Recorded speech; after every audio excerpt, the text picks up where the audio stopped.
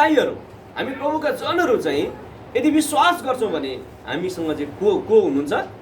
ख्रीष्ट येशू हुनुहुन्छ। आमेन।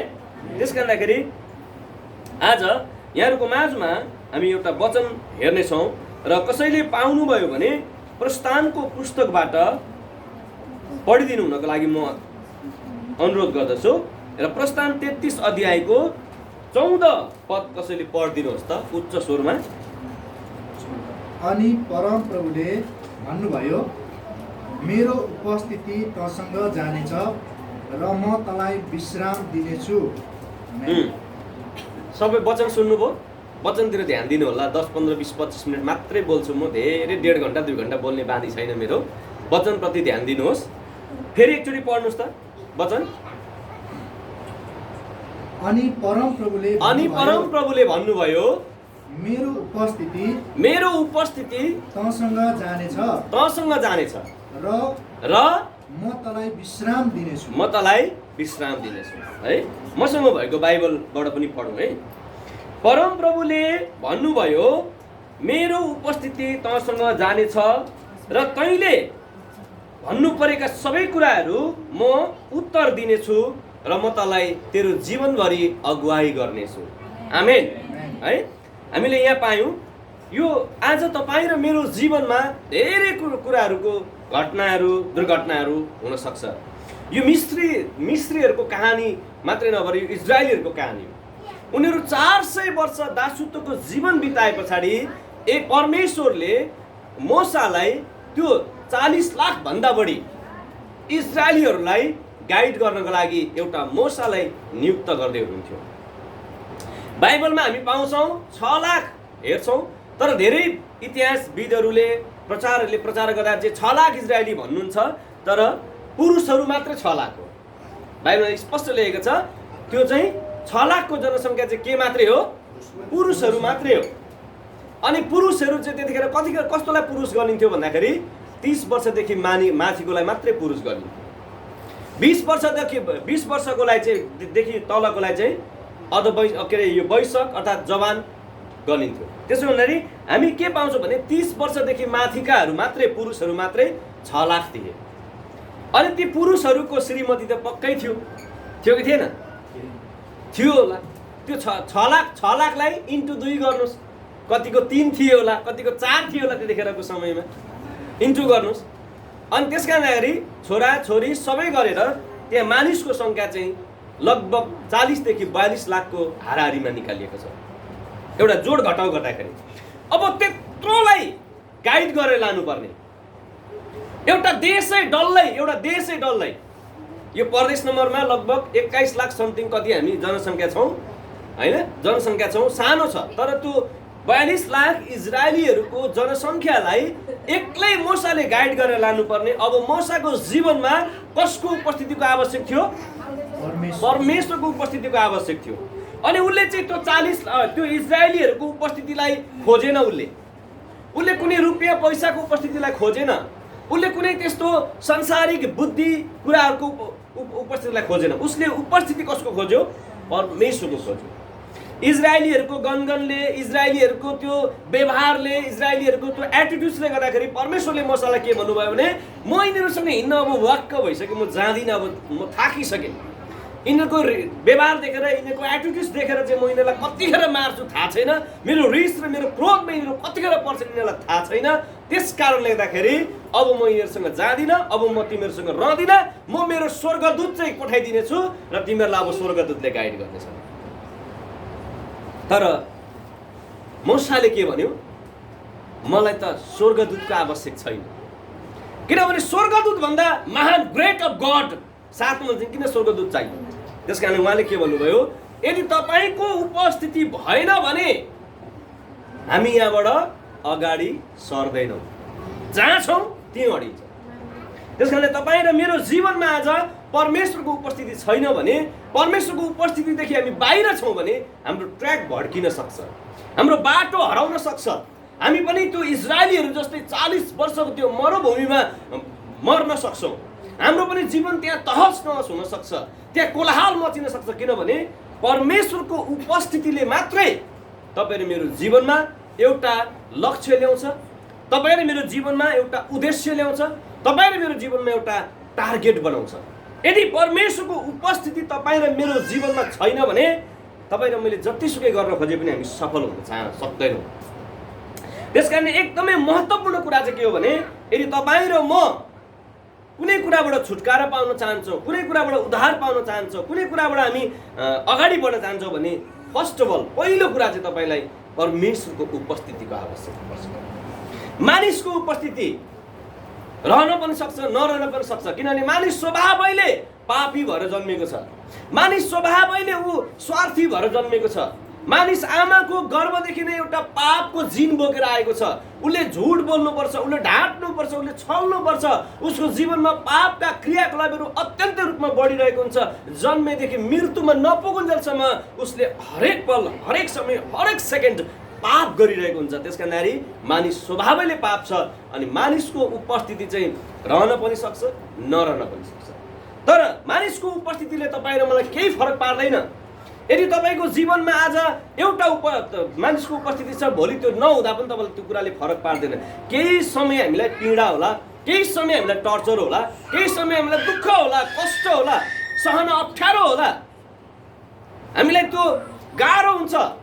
उसको उपस्थिति नदेख्दाखेरि, उसको एकछिनको त नदेख्दा हामीलाई गाह्रो हुनसक्छ। तर परमेश्वरको उपस्थिति बिना चाहिँ हामीलाई एकदमै गाह्रो मात्रै होइन, अनन्त जीवन पनि हामीले पाउँदैन। त्यस कारण उहाँको उपस्थिति साह्रै नै महत्त्वपूर्ण छ। एउटा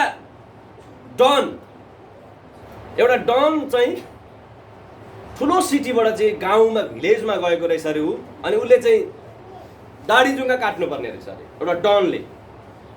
अब ठुल्ठुलो सिटीमा, टाउनमा पो अब एसी राखेको हुन्छ अनि त्यो हरेक कुराहरूको सुविधा हुन्छ, त्यहाँ कुनै त्यस्तो हुँदैन। अब सानो उसमा त एउटा कुर्सी राखेको हुन्छ, अगाडि एउटा ऐना राखेको हुन्छ। अनि डनले भनेछ अरे म तँलाई 5 लाख रुपियाँ दिन्छु मेरो यो दाढी जुङ्गा काटिदे, तर एउटा पनि कतै आएर रगत आयो भने चाहिँ फेरि तँलाई म मारिदिन्छु। उसले भन्छ म डन हो, मसँग गन छ, म तँलाई सुट गरिदिन्छु। अनि एउटाले भने ओहो बाबा लु बरु मलाई 5 लाख रुपियाँ चाहिँदैन, ज्यान ठुलो कुरो हो नि, भरे के हो के हो नि भन्न सकिँदैन, काट्न सक्छ छुराले। अनि 2-3 ठाउँमा गएछ। अनि त्यो जब त्यो लास्ट पोइन्टमा एकजना ठाकुरलाई भनेछ, ठाकुरले बुझेछ अरे त्यो डन आउँदैछ, त्योसँग गन छ। अनि उसले भनेछ अरे महाराज साहब म काटिदिन्छु तपाईँको दाढी जुङ्गा भनेछ त्यो ठाकुरले। अनि उसले भनेछ अरे यो सबैजना काट्न डरायो, तँलाई चाहिँ किन भन्दा डराइनस्, म काटिदिन्छु तपाईँको दाढी जुङ्गा, तर शर्त चाहिँ 5 लाख रुपियाँ पक्का दिनुपर्छ। अनि जब उसले सबै काटिदियो, सेभिङ गर्यो, सेभिङ गरेपछि भन्यो शर्त अनुसार 5 लाख रुपियाँ दिनुपर्छ, तपाईँले दिनुहोस्। त्यतिखेर अनि डनले सोधेछ अरे, अनि सबैजनाको डरले भयो, तेरो डरले हात कामेन, तेरो यहाँ के अरे मेरो यहाँ डरले हात कामेन तेरो भनेर सोद्धाखेरि मैले तँलाई गनको डर धम्की दिएँ, म डन हो भने कामेन। त्यतिखेर उसले जवाब दिएछ यदि कामेको भए के हुन्थ्यो, हल्का चिरिएको भए के हुन्थ्यो, चाकु त मेरो हातमा थियो नि, घाँटी कसको तपाईँको, म ती रेटी दिन्थेँ, म तपाईँ मर्नुहुन्थ्यो, त्यही चाकु मसँग थियो, तपाईँको घाँटीले मलाई केही गर्दैन। यसको मतलब मैले भन्नु खोजेको चाहिँ तपाईँसँग त्यस्तो वरदान छ जसलाई तपाईँ के गर्न सक्नुहुन्छ, लचकता बनाउन सक्नुहुन्छ, जसलाई तपाईँ ठाँटको साथ, गर्वको साथ परमेश्वर मसँग हुनुहुन्छ, यु आर नथिङ भन्न सक्नुहुन्छ। तपाईँ केही होइन, किनभने मेरो परमेश्वरको उपस्थिति मसँग छ। नाइसँग त्यो शक्तिशाली के थियो, चाकु थियो, थोरै मात्र काट्दिएको भए उसले स्वाटे रेडी दिएको भए डन ती जान्थ्यो, उसको डनगिरी के ती सकिन्थ्यो। त्यस कारण हाम्रो परमेश्वरको उपस्थिति चाहिँ हाम्रो लागि महत्त्वपूर्ण हुन्छ। यस कारण मोसाले भने प्रभु यो मानिसहरूले गनगन गरे, यो मानिसहरूले तपाईँलाई रिस उठाए, चित्त दुखाए, ठिक छ तपाईँ यो कुराले क्रोधी हुनुहुन्छ, रिस छ तपाईँलाई, तर पनि म तपाईँलाई आग्रह गर्न चाहन्छु, तर पनि म तपाईँलाई बिन्ती गर्न चाहन्छु, तपाईँको उपस्थिति बिना, तपाईँको त्यो सहकार्य बिना चाहिँ हामी योबाट पाल अगाडि सार्दैनौँ। तपाईँलाई थाहा छ उपस्थिति, परमेश्वरको उपस्थितिको लागि चाहिँ ऊ के गर्थ्यो, उसले आफ्नो बिजी कहिले देखाउँदैन थियो, कहिले व्यस्त देखाउँदैन थियो। तर तपाईँ र म चाहिँ जब हामीसँग अलिअलि धन सम्पत्ति हुन थाल्छ, जब हामीसँग अलिअलि रुपियाँ पैसा हुन थाल्छ, जब हामीसँग नोकरी र जब हुन थाल्छ, अनि हामीले आफैलाई के देखाउन थाल्छौँ, बिजी देखाउन थाल्छौँ। म बिजी छु, बाइबल पढ्न पाउँदिनँ, म बिजी छु, प्रार्थना गर्न पाउँदिनँ, म बिजी छु, चर्च आउन पाउँदिनँ, म बिजी छु, यो कुरा गर्न, मेरो दोकान छ, मेरो व्यवसाय छ, मेरो जागिर छ, मेरो नोकरी छ, सबै कुरा छ, म बिजी छु भनेर हामी के गर्छौँ, सहजै पन्छिन्छौँ। तर मूसाको जीवनमा मूसाले कहिले पनि त्यो काम गरेन। मूसाले जबसम्म आफूले पाएको नेतृत्व, आफूले पाएको रेस्पोन्सिबिलिटी पुरा गर्नको लागि हरेक पल, हरेक क्षण, हरेक सेकेन्ड परमेश्वरको उपस्थितिलाई उसले खोज्यो। किन उसलाई थाहा थियो कि परमेश्वर बाहेक हाम्रो अर्को कुनै विकल्प छैन। हाम्रो विकल्प हाम्रो श्रीमती होइन प्रियहरू, हाम्रो विकल्प हाम्रो श्रीमान होइन, हाम्रो विकल्प हाम्रो छोरा छोरी, समाज, देश, राष्ट्र, कन्ट्री होइन। हाम्रो विकल्प परमेश्वर येशू ख्रीष्ट हो। यदि त्यो येशू ख्रीष्ट तपाईँ र मसँग हुनुहुन्छ भने उहाँले भन्नुभएको छ जगतको अन्तसम्म म तिमीहरूसँग हुनेछु, अनि त्यो बेलामा जे बोल्नुपर्ने तिमीहरू होइन, म तिमीहरूबाट बोल्नेछु। हालेलुया।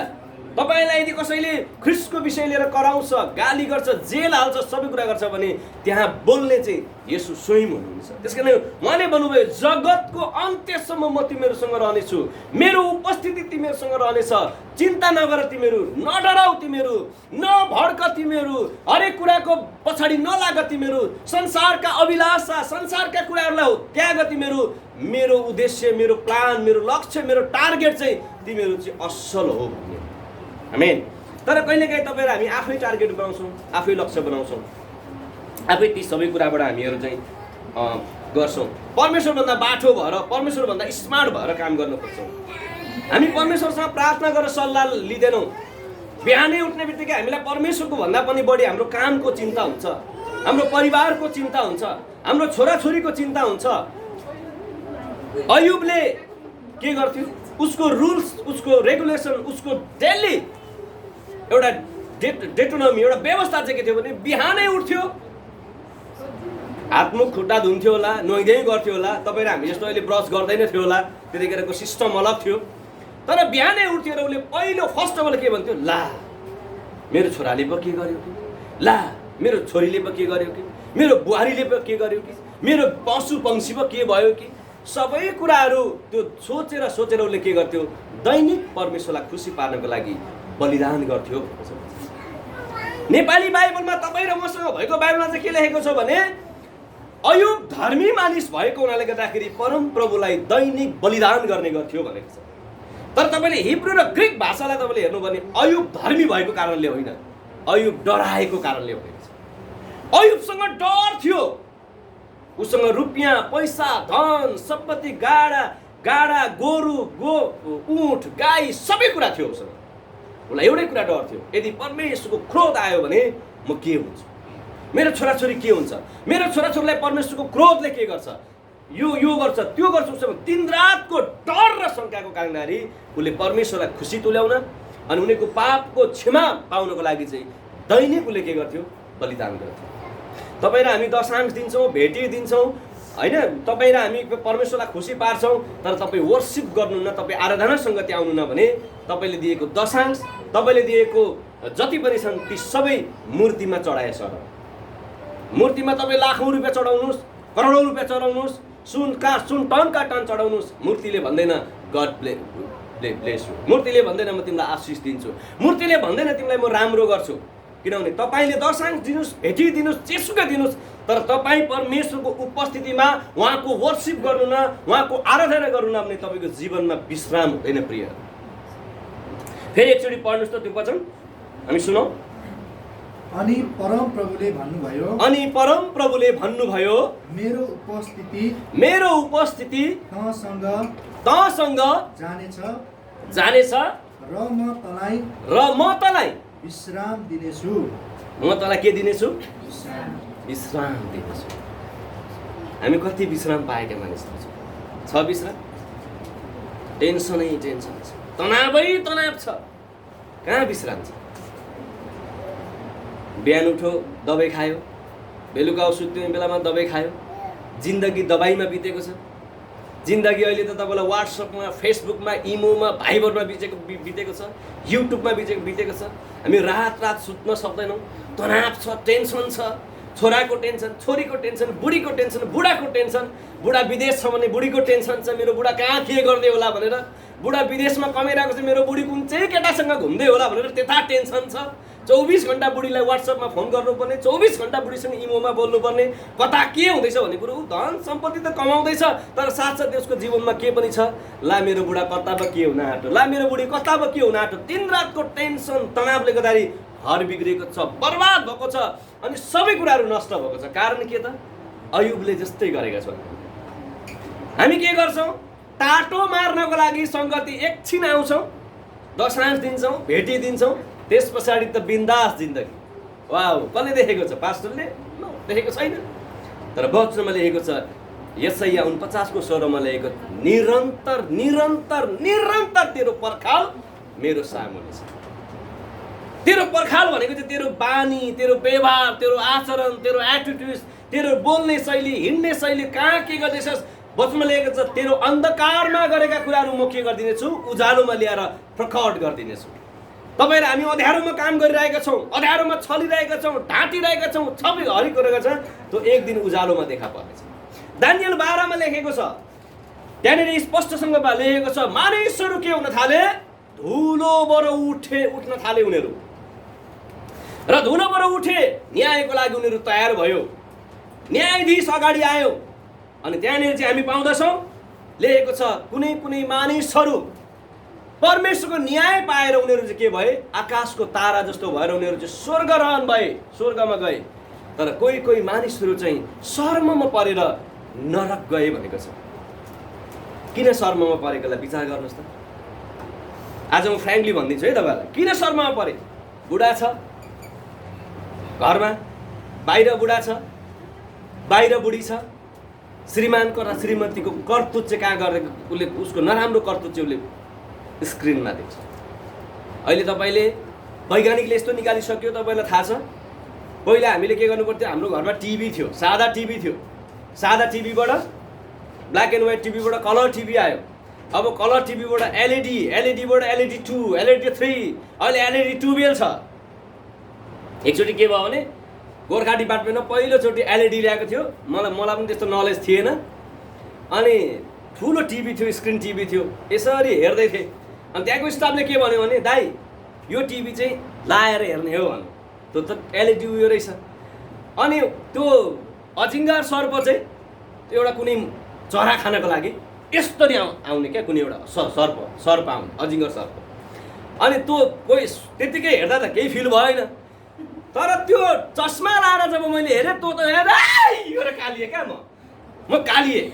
किनभने सर्प त झ्यामै मेरो नाकमा आएको जस्तो भयो नि त, मलाई फिल त्यस्तो भयो। भनेपछि अहिले यस्तो टेक्निकल आइसकेको छ, यस्तो टेक्नोलोजी आइसक्यो, त्यो टेक्नोलोजीले तपाईँ र मलाई के गर्दैछ, परमेश्वरको एक दिनको स्क्रिनको उपस्थिति गराउँदैछ। त्यतिखेर चाहिँ परमेश्वरले भन्नुहुन्छ, जावेज, राजेश, फल्ना फल्ना के गरिस् तैँले, छोरी तैँले के गरिस्, दानियल 12 अध्यायमा।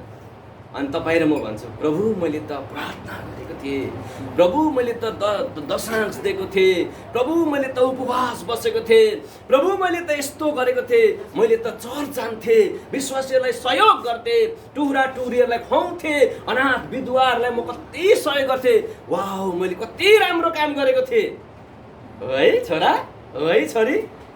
अनि स्क्रिन अन गर, स्क्रिन अन गर्दा चाहिँ बुढा चाहिँ अर्को केटीसँग पो छ त, देखियो त, बुढी त अर्को केटासँग पो देखियो त, छल गरेको कुरा पो देखियो त, पाप गरेको कुरा पो देखियो त, अपराध गरेको कुरा पो देखियो त, ढाँट्दै गरेको कुरा, छल्दै गरेको कुरा, नराम्रो गर्दै गरेको कुराहरू देखियो।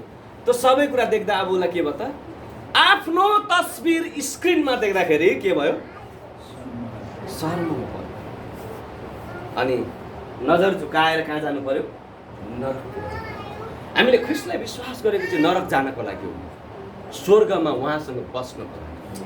हालेलुया।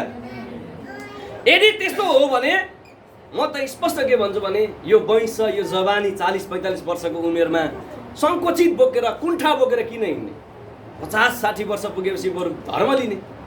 हामी अहिलेदेखि यस्तो गरेको कारण के हो त, हामीले उद्धार र मुक्ति बुझेका छौँ, अनन्तता बुझेका छौँ। वचन लेखेको छ, हे जवान युवाहरू हो परमेश्वरको जुवा बोक।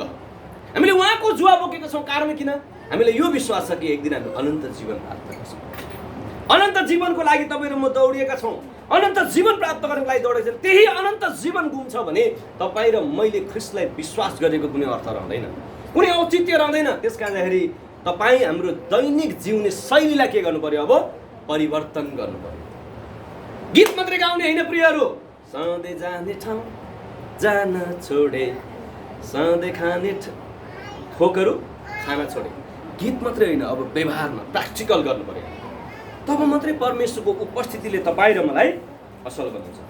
जब तपाईँको जीवनमा परमेश्वरको उपस्थिति आउँछ, अब म तपाईँलाई पोइन्टहरू दिन्छु ल, बुदाहरू दिन्छ। परमेश्वरको उपस्थिति हुँदा र परमेश्वरको उपस्थिति तपाईँ र मेरो जीवनमा आउँदा के हुन्छ भनेर तपाईँहरूलाई म अब पोइन्ट दिन्छु, बुदा दिन्छु, तपाईँहरू टिप्न सक्नुहुन्छ। पहिलो कुरामा जब तपाईँ परमेश्वरको उपस्थितिमा जानुहुन्छ, तपाईँले आफूलाई शक्ति प्राप्त गरेको महसुस गर्नुहुन्छ। तपाईँले आफूलाई शक्तिमा, आफू पावरफुल भएको तपाईँले पहिलो महसुस गर्नुहुनेछ। तपाईँको सबै पापहरू धोइएको, सबै कुराबाट तपाईँ रिलिफ भएको, सबै कुराबाट तपाईँ हिलिङ भएको, सबै कुराबाट तपाईँ छुटकारा पाएको हुन सक्नुहुनेछ। पहिलो फर्स्ट अफ अल तपाईँको के हुनेछ? पावरफुल, आफूलाई म शक्तिशाली भएको अनुभव गर्नुहुनेछ। अनि तपाईँले जब आफूलाई शक्तिशाली भएको अनुभव गर्नुहुनेछ, तपाईँको सबै कुराहरू के हुनेछन्? त्यतिखेर हराएर जानेछन्। सबै ती रोगहरू शक्तिहीन हुनेछन्, समस्याहरू शक्तिहीन हुनेछन्, अनि हरेक कुराहरू तपाईँको चाहिँ के हुनेछ? ट्रबलहरू हराएर जानेछन्, मेटिएर जानेछन्, र अनि तपाईँले परमेश्वरबाट विश्राम पाउन सक्नुहुन्छ। आमेन। तपाईँको रोग र बिमारबाट अब तपाईँ विश्राम पाउँदै हुनुहुन्छ। गरिबी र हरेक कुराबाट अब तपाईँ विश्राम पाउँदै हुनुहुन्छ। अशान्तिबाट तपाईँ विश्राम पाउँदै हुनुहुन्छ। फर्स्ट अफ अल पहिलो कुरा चाहिँ तपाईँले आफूलाई शक्तिशाली भएको महसुस गर्नुहुनेछ। दोस्रो नम्बर, तपाईँले वरदान पाउनुहुनेछ। अब वरदान भनेको चाहिँ तपाईँले हामीले अहिले बुझेको है, अहिले एउटा के चलेको छ भनेदेखि अहिले एउटा ट्रेनै भनौँ, एउटा यस्तो एउटा चलन चलेको छ है, हामीले पनि गर्दै आएको, प्र्याक्टिस गर्दै आएको, अभ्यास गर्दै आएको, नगर्ने भन्ने कुरा होइन, गर्ने। तर अहिले एउटा वरदानलाई प्रयोग गर्ने तरिका के कस्तो छ होइन, यस्तो छ जुन तरिकाले तपाईँ हामी भाइरल हुन खोजिरहेको छ। अन्य भाषा बोल्यो, त्यो एउटा वरदान हो। तर अन्य भाषा बोले अनुसार उसको जीवन छैन, हिलिङ चङ्गाईको काम गरे अनुसार उसको जीवन छैन, उसको सबै कुरा छैन। तर वचनले के भन्छ? तिमीहरू सबै वरदान पायौ, तिमीहरू अन्य भाषा बोल्यौ, सबै कुरा गर्यौ, तर तिमीहरू मन्दिरमा बजाइने घन्टा जस्तो भएका छौ। तिमीहरूसँग कोरिन्थीको पुस्तकसँग वरदान थियो, तर उनीहरूसँग साथसाथै पनि थियो, स्वार्थ पनि थियो। त्यस कारण पावलले भनेको छ, म तिमीहरू कहाँ आउँदाखेरि चाहिँ आत्मिक भएर आउन सकिनँ। किन? म यहाँ आउँदा के भएर आउँछु? आत्मिक भएर आउँछु कि शारीरिक भएर आउँछु? तर पावलले के भन्दैछ? म तिमीहरूसम्म आइपुग्दा आत्मिक भएर आउन सकिनँ। तिमीहरूलाई मैले स्पेसल कन्ट्याक्सबाट रिभाइभल गर्न सकिनँ, जागृति ल्याउन सकिनँ, किनभने तिमीहरूसँग वरदान त छ, तर तिमीहरूसँग के छ? साथसाथै तिमीहरूसँग यस्ता एटिट्युड, यस्ता बानी मैले सुन्दैछु। तिमीहरूको बिचमा व्यभिचारहरू, कस्तो व्यभिचार? बाउ र छोरीको सम्बन्ध पनि छ अरे, हरेक प्रकारको तिमीहरूको बिचमा व्यभिचार छ अरे, दुराचार छ अरे। त्यस कारण अब म तिमीहरूको माझमा आउँदाखेरि, तिमीहरूको मण्डलीमा आउँदाखेरि चाहिँ, त्यहाँ म आउँदाखेरि चाहिँ म आत्मिकै जस्तो भएर आउन सकिनँ। शारीरिक व्यक्ति भएर आउनु पर्यो, क्रोध बोकेर आउनु पर्यो, रिस बोकेर आउनु पर्यो, तिमीहरूलाई कुट्ने र काट्ने खालको हिसाब बोकेर आउनु पर्यो भन्नु खोजेको उसले। अनात्मिक मान्छे, स्पिरिचुअल मान्छे कस्तो हुन्छ? रिस भरिएको। त्यस कारण तर त्यो चाहिँ पावलले किन भन्दैछ? तिमीहरूको व्यवहारको काम गरे, तिमीहरूको मण्डलीमा भित्र भएको त्यो विवाद, मण्डलीभित्र भएको त्यो तैछाड र मैछाड, मण्डलीभित्र भएको व्यभिचार, मण्डली भएको दुराचार, व्यभिचार, भ्रष्टाचार चाहिँ अति भएको छ। त्यो चिजलाई निर्मूल पार्नको लागि अब म के लिएर आउँदैछु? परमेश्वरको छडी लिएर आउँदैछु। यो भन्नु खोजेको। आज धेरै मण्डलीहरूमा यस्तो प्रब्लम छ, समस्या छ। यदि हाम्रोमा पनि छ भने हामीले पनि अब यसलाई के गर्नु पर्यो? ख्रिस्टको लट्ठीले भगाउन सक्नु पर्यो, ख्रिस्टको लट्ठीले हटाउन सक्नु पर्यो। यस कारणले मैले तपाईँलाई अब तपाईँको जीवनमा वरदान पाउनुहुन्छ। तपाईँले जब तपाईँ वरदान पाउनुहुन्छ, तपाईँले अनि शक्ति प्रदर्शन गर्न सक्नुहुन्छ। अन्य भाषा बोलेर मान्छेलाई चकित पार्नुहुन्छ, तपाईँले रोगी बिमारी निको पारेर चकित पार्नुहुन्छ।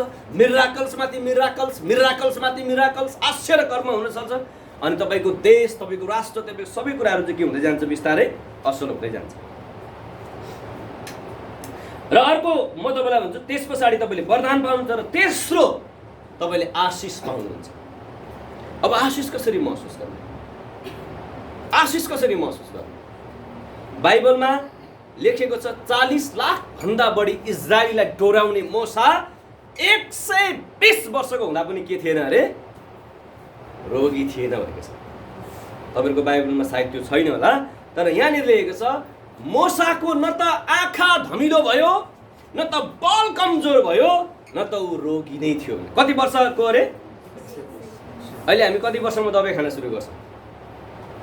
30 क्रस गरेको छैन प्रेसरको दबाई खा, 30 क्रस गरेको छैन कोलेस्ट्रोल, दुनियाँ मृगौलाको, मुटुको, फोक्सोको, के को दबाई खाएर खाएर खाएर खाएर केमिकल भरिएर हामी आफै के भएका छौँ? एलोपेथिक भएका छौँ। किन? तपाईँ र ममा परमेश्वरको उपस्थिति छैन प्रिय, छैन। त्यसकारण हामी के छौँ? सब कुराबाट हामी वञ्चित भएका छौँ। 40 लाख भन्दा बढी इजरायललाई डोराउने कस्तो, त्यो पनि कस्ता इजरायलीहरू थिए सोच्नुहोस् त। कस्ता थिए तिनीहरू? मासु खाएर दाँत कोट्टाइसक्न पाएको छैन गनगन सुरु हुन्थ्यो। पानी पिएर तिर्खा मेटिसकेको छैन गनगन सुरु हुन्थ्यो। मन्ना झरेर त्यस्तो राम्रो, त्यस्तो स्वादिष्ट, अहिले तपाईँको होटलमा जानुहोस् त, पिज्जा तपाईँलाई कति खान मन लाग्छ, बर्गर तपाईँलाई कति खान मन लाग्छ, स्यान्डविच तपाईँलाई कति खान मन लाग्छ, त्योभन्दा पनि मिठो स्वादिष्ट त्यस्तो मन्ना खाँदा पनि उनीहरूले के भनेका छन्? कति खानु हो प्रभु यो मन्ना, अब राम्रो कुरा चाहियो। यो मन्ना भन्दा स्वादिष्ट, परमेश्वरको वचन भन्दा स्वादिष्ट अरू केही छ? केही छैन। त्यसकारण त प्रभुले भन्नुभयो शैतानलाई, मानिस परमेश्वरको मुखबाट निक्लेको हरेक वचनद्वारा जीवित रहन्छ। के रहन्छ? जीवित रहन्छ। हामी जिउँदो छौँ तर नेवाराको बोर्ड जस्तो जिउँदो छौँ। कस्तो? नेवाराको बोर्ड जस्तो। प्रभु जानुभयो, फेद फागे भन्ने ठाउँ छ, त्यसको अर्थ चाहिँ हो त्यहाँ चाहिँ फल नफल्ने रुखहरू अरे त्यहाँनिर छ।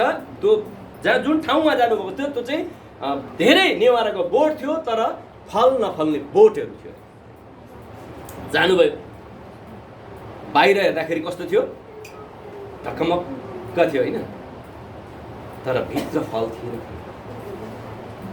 यसुले भन्नुभयो अबदेखि उपरान्त तमा कहिले फल नहोस्। तर यहाँ नेपाली बाइबलमा लेखेको छ श्राप दिनुभयो। श्राप होइन प्रिय, परमेश्वरले श्राप दिएपछि त ठाउँको ठाउँमा, तर यहाँ बाइबलमा लेखेको छ उहाँले भन्नुभयो तैँले फल नफलाएको हुनाले गर्दाखेरि अबदेखि उसो कहिले फल नफलोस्। हुन त यो फल फल्ने बेला थिएन है प्रिय। यो नेवाराको बोर्ड जहाँनिर यीशु जानुभएको थियो त्यो बेला फल फल्ने बेला होइन, तर पनि किन फल खोज्नुभयो उहाँले? अन ऋतुमा, बेमौसममा किन फल खोज्नुभयो भने यसको अर्थ परमेश्वर एनी टाइम, एनीबडी, हरेक पल, हरेक समय तपाईँ र मबाट फल चाहनुहुन्छ। उहाँलाई मौसम चाहिँदैन, उहाँलाई ऋतु चाहिँदैन, उहाँलाई पानी चाहिँदैन, केही चाहिँदैन। उहाँ चाहनुहुन्छ तपाईँबाट हरेक पल, हरेक समय, हरेक सेकेन्ड के हुनु पर्यो? फल फल्नु पर्यो, तब मात्रै आशिष आउँछ। अनि त्यो नेवाराको बोट चाहिँ मैले फेरि पनि भन्छु, त्यो नेवाराको फल फल्ने बेला होइन, त्यो मौसम होइन। तपाईँले इजरायलको त्यो उसमा हेर्नु भने त्यो बेलामा फल फल्दैन, तर पनि परमेश्वर प्रभुले फल खोज्नुभयो। कारण के हो त भन्दाखेरि तपाईँ र मबाट चाहिँ हरेक समय, हरेक पल फल चाहनुहुन्छ। यदि पाउनु भएन भने अनि तपाईँलाई भन्नुहुन्छ छोरा ठिक छ फल, अनि फल नफलाउने हाँगालाई फेरि यूहन्ना 15 अध्यायले के भन्छ? छाटेर कहाँ हाल्दियो? डेकोरेसन गरेर राख भन्छ कि कहाँ भन्छ? आगोमा फाल्दियो। फल नफल्ने हाँगाको काम छैन। त्यस कारणखेरि फल त्यस कारणले उहाँले भन्यो साँचो दागको बोटको अरे म, साँचो दागको बोटको म। मेरो पिता के हुनुहुन्छ? इङ्ग्लिसमा चाहिँ ग्राइन्डर लेखेको छ। ग्राइन्डर भनेको चाहिँ काट्ने मान्छेलाई ग्राइन्डर, काट्नेलाई भन्छ। पिताले के गर्नुहुन्छ अरे? काट्ने काम गर्नुहुन्छ। हामी गीत गाउँछौँ नि, कुन गीत छ एउटा काटी छाटी तपाईँको इच्छा अनुसार बनाऊ। जब प्रभुले काट्न थाल्नुहुन्छ, छाट्न थाल्नुहुन्छ, अनि तपाईँ र म चाहिँ दुखाइ हुन्छ, दर्द हुन्छ। मैले अस्ति नै पनि तपाईँलाई भने एउटा मूर्ति बन्नको लागि, एउटा आकार बन्नको लागि त्यति सजिलो छैन। एउटा मानिस असल बन्नको लागि त्यति सजिलो छैन। एउटा मानिस कसको स्वरूपमा सृष्टि भएको? परमेश्वरको स्वरूपमा सृष्टि भएको। अनि त्यो परमेश्वरको स्वरूपलाई, परमेश्वरको अस्तित्वलाई, परमेश्वरको इमेजलाई चाहिँ कसले नष्ट गरेको छ? शैतान। तर अब फेरि परमेश्वर चाहनुहुन्छ तिमीहरू के गर? अब इमेजमा बस, अस्तित्वमा बस। त्यस कारणले म तिमीहरूको उपस्थिति, मेरो उपस्थिति निरन्तर निरन्तर निरन्तर तिमीहरूमा जान्छ। हालेलुया। अनि यो सबै संवाद भएपछि परमेश्वर हार खानुभयो। कोसँग? मूसासँग। मैले सोध्नु, इङ्ग्लिसमा त यस्तो मजाले भनेको छ नि, इङ्ग्लिसमा आर यु मेड? उसले भन्यो म प्रभु तपाईँको, अब तपाईँ मसँग जाने कि नजाने त्यसको प्रुफ चाहियो, मलाई त्यसको प्रमाण चाहियो। तपाईँ भन्नु त हुन्छ, तपाईँ परमेश्वर हो, के हो नि, बा स्वर्गदूत पठाइदिनुहुन्छ। तपाईँ भन्नु त हुन्छ, तर मलाई फ्याक्ट, रियालिटी, प्रुफ चाहियो कि तपाईँ जाने कि नजाने। मूसालाई सोध्नु के चाहियो तँलाई प्रमाण? मूसाले भन्नु म तपाईँको महिमा हेर्न चाहन्छु। के हेर्न चाहन्छु? महिमा हेर्न चाहन्छु। तब परमेश्वरले इङ्ग्लिसमा लेखेको छ आर यु म्याड? किनभने मलाई देखेर त मान्छे के हुन्छ? मर्छ। अनि त त्यो चाहन्छस्, तेरो मृत्यु चाहन्छस् मूसा? परमेश्वरले मूसाले भने यस आइ एम डाइड, म मर्न चाहन्छु, तर एकचोटि तपाईँलाई हेर्न चाहन्छु। म मर्न चाहन्छु तर एकचोटि तपाईँलाई हेर्न चाहन्छु। तब परमेश्वरले भन्नुभयो म तँलाई त्यो खाल्टोमा त बस्नेछस्, अनि म मेरो हत्केलाले छोपिदिनेछु र छाया पर्नेछ र पछाडिको भाग तैँले देख्नेछस्। पछाडिको भाग देख्दा मूसा के भयो? सेलक्कै भयो। सेलक्कै भयो मूसा। के देखेर? पछाडिको भाग देखेर। अब उसले पछाडिको भाग कस्तो देख्यो? आकाश जस्तो निलो देख्यो, तर के हो थाहै भएन। जिउ हो कि छेपारो हो कि के हो, खुट्टा हो कि केही पत्ता लगाउन सकेन, तर पछाडिको भाग देख्यो। परमेश्वर ऊ असन्तुष्ट भयो। आइ एम नट सेटिस्फाइड, म सन्तुष्ट छुइनँ। तर परमेश्वर मूसाको जितले गर्दाखेरि अनि मूसाले भन्नुभयो म मेरो समयमा म मेरो महिमा तेरो जातिहरू कहाँ प्रकट गर्नेछु। अनि येशूले प्रार्थना गर्दा भन्नुभयो पिता अब मेरो महिमा यिनीहरूको अगाडि प्रकट गर्नुहोस्। कसको अगाडि? यिनीहरूको अगाडि। कतिखेर भन्नुभयो? लाजरसलाई जीवित पार्ने बेला। तब मानिसहरूले भने यो लाजरस त अब के भइसकेको छ? मरिसकेको छ, गनाइसकेको छ, लास सडिसकेको छ, तल 70 फिट भन्दा तल त्यो सिडीमा लगेर राखेको छ। तपाईँले एउटा कुरा याद गर्नुहोस्, लाजरस कुन गाउँमा बस्थ्यो थाहा छ तपाईँलाई?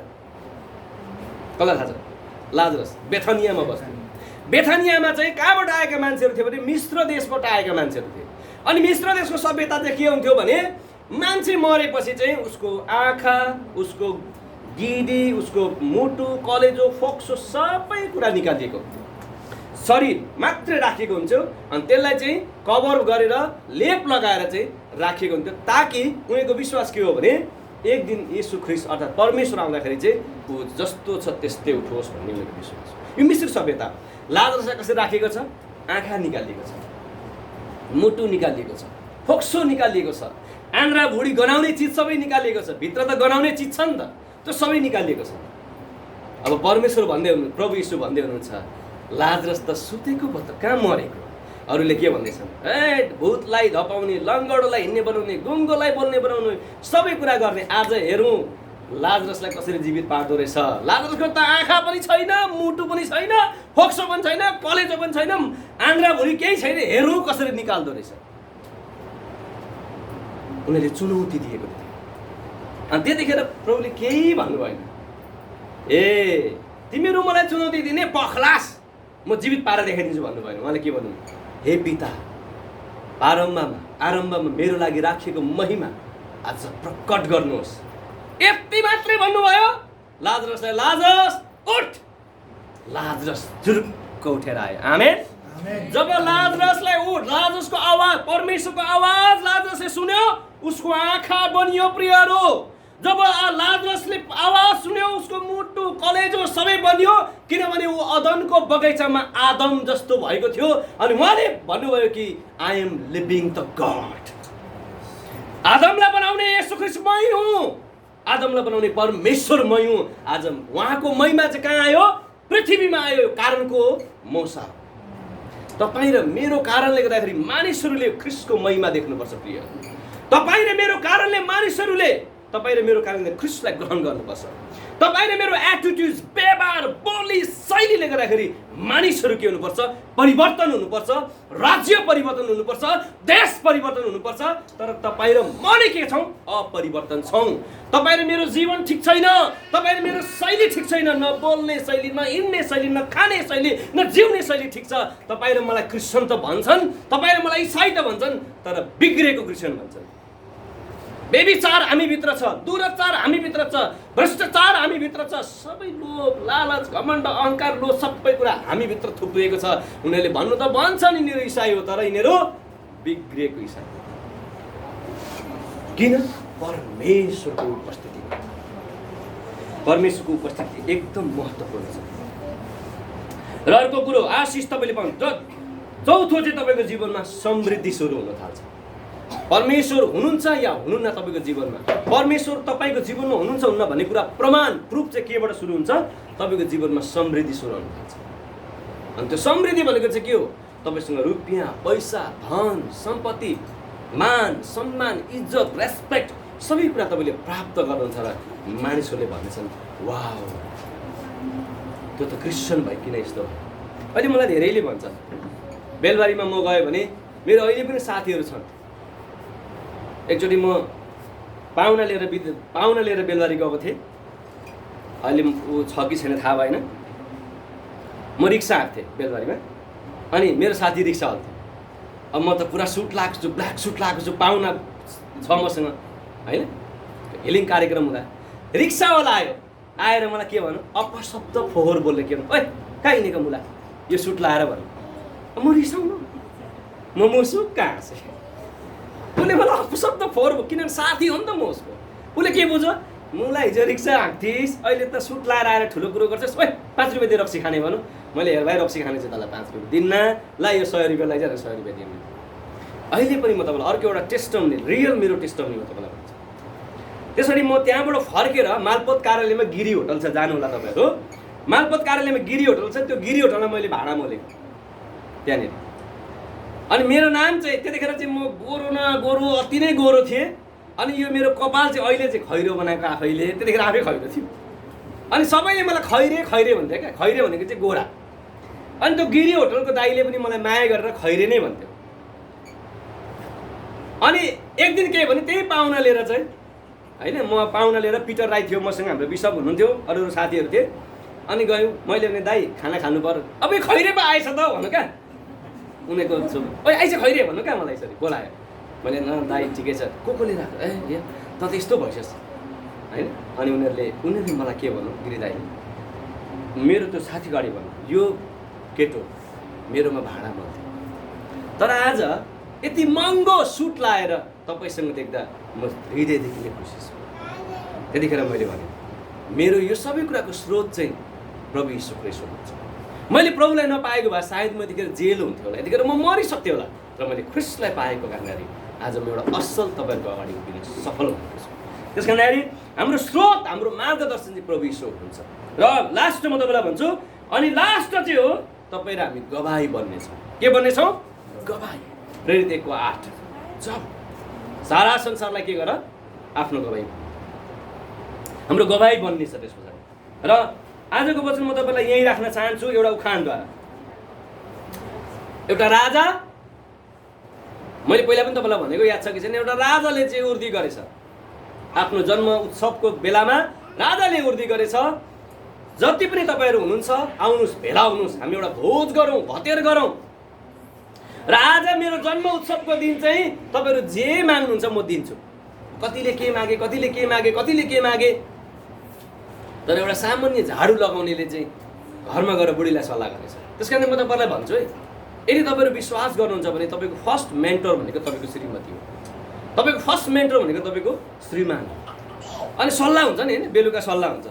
अनि बुढो चाहिँ गएछ, कुदेर गएछ, बुढो चाहिँ ओइ सुन्न, राजाले त माग भन्दैछ, के मागौँ म? बुढीले भनेछ अब के माग्ने अब के माग्ने होइन, घर मागौँ, घर छैन, भनौँ भने के भनौँ अकमक्कै बुढाबुढी अकमक्क भए। तर सल्लाह गरेछन्। अनि बुढीले भने औ सुन्नु न बुढा, यो घर माग्नुभन्दा, यो सम्पत्ति माग्नुभन्दा, यो गाउँ ठुलो गाउँ छ, यो पहाडी इलाका भेग छ, यहाँ बरु कमसेकम हाम्रो राजा आयो भने त हाम्रो सम्मान त हुन्छ, हामीहरू राजालाई इच्छा खानको लागि बोलाउन भनेछ। अब बुढा कसरी बोलाउँछस् हो राजालाई?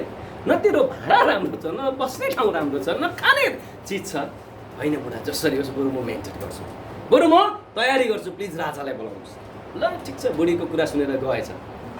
अहिले सबैले मागे, त माग्दैनस्? राजाले भन्यो हजुर माग्न त मन छ, तर डर पनि छ, हृदय कामेको छ। होइन के त्यस्तो माग्न आँटिस् तैँले? राज्य? हजुर होइन। गद्दी? होइन हजुर। श्रीपेट? होइन हजुर। के त? हजुर एक छाक खाना मेरो मागिदिनु भयो। के अरे? राजा त अचम्म भयो। सारा मानिसले सुन मागे, चाँदी मागे, राज्य मागे, के मागे, यसले त एक छाक खाना। उसले भनेछ रे यसको इच्छा पुरा गरिदिनु पर्यो। ल म आउन तयार छु, तयार गर। ऊ अब कुदेर गएर अब जे छ बनाउने तयारीमा छ। उसले मन्त्रीमण्डलीहरूलाई बोलाएछ। राजाले जाने त भनियो, के छ अवस्था? राजा हजुरको मर्जी भइबस्नुहोस्। रोकौँ भने कसरी रोकौँ? रोक्न गाह्रो, भन्न गाह्रो। त्यसको घर जाने बाटै छैन, कहाँबाट जानुहुन्छ तपाईँ? त्यसको घर बस्ने ठाउँै छैन, कहाँ के बस्नुहुन्छ? खाने राम्रो चामलै छैन, के खानुहुन्छ? भाँडा बर्तन छैन, के खानुहुन्छ? राजाले भन्छ जाने बाटो छैन, बाटो समतल बनाइदिए। अब सुन्नुहोस् है, राजाले उर्दी गर्यो, बाटो के बनाइदिए? समतल बनाइदिए। र बाटो समतल भयो, अब के बाँकी रह्यो? घर चुहिनेछ, हुरी उन्डरी आएर भत्काइदिन्छ। त्यसको घर बनाइदिए। ल हेर्नुहोस्, घर बनियो, अब के बाँकी रह्यो? भाँडा बर्तन छैन, कुचेको सिल्भर छ, हाम्रो त कुकुरले पनि खाँदैन त्यसमा। त्यसकोमा राम्रो राम्रो महँगो महँगो भाँडा लगाइदिए, सबै कुरा लगाइदिए, सोफा लगाइदिए, सब लगाइदिए। घर बनियो, सबै कुरा आयो। अब के बाँकी रह्यो? हजुर त्यसकोमा खाने नै छैन, खाने नै छैन।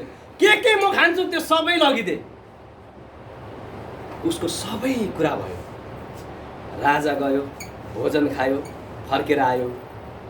एउटा सामान्य झाडु पोछा लाउने मान्छे के भयो? सबैभन्दा धनी। हालेलुया, आमेन। त्यसकारण रोमीको पुस्तकले भन्दछ परमेश्वर तपाईँ हाम्रो के हो? स्रोत हो। त्यो स्रोत चाहिँ हामीले के गर्नु पर्यो? हामीसँग राख्नु पर्यो प्रियहरू, तब मात्रै हामी सबै कुराले विश्राम पाउँछौँ। आमेन। यहाँहरू सबैलाई प्रभुले आशीष